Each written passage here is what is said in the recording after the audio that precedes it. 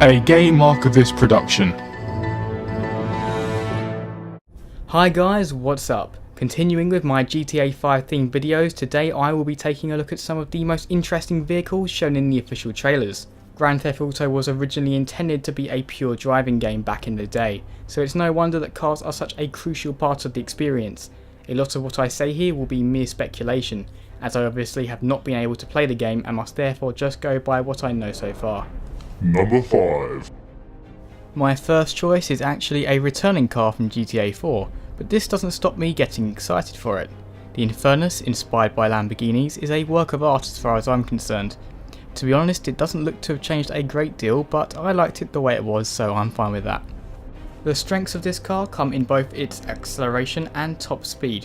If you have the skills to use it, the Infernus will make an excellent choice for outrunning the cops. The weaknesses would be that it only has room for 2 people, and it isn't the most durable of cars, so if you're prone to crashes, this probably shouldn't be your vehicle of choice. Number 4. Next up is probably the most unique vehicle on the list. The Submarine is capable of taking the player underwater to explore the marine life of Los Santos. It's a pretty big submersible, so it may be difficult to steer around coral reefs, I would imagine. A strength of this vehicle comes in its oxygen supply. I cannot confirm whether the submarine will grant unlimited oxygen or simply an extended amount, but either way this will allow you to stay underwater for long periods of time. Rockstar have also said that this can be an effective method for escaping law enforcement. Bear this in mind when you have a high wanted level.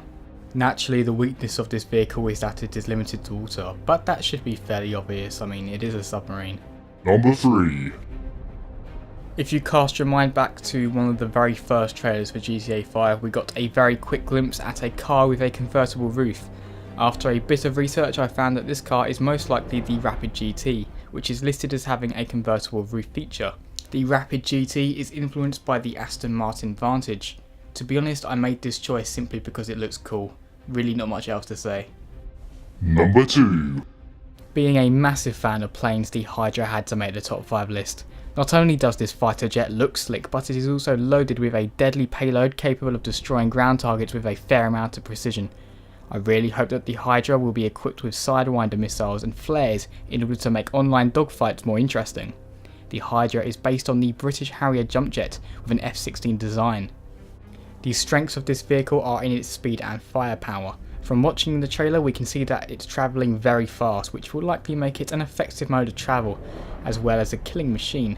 It also looks to be highly manoeuvrable, which should make it a tricky target to hit from the ground. A weakness would be that it may take a while to get in the air. Despite the Hydra being a VTOL, if it's the same one as was in San Andreas that is, it still moves a lot faster horizontally than it does vertically. It's number 1.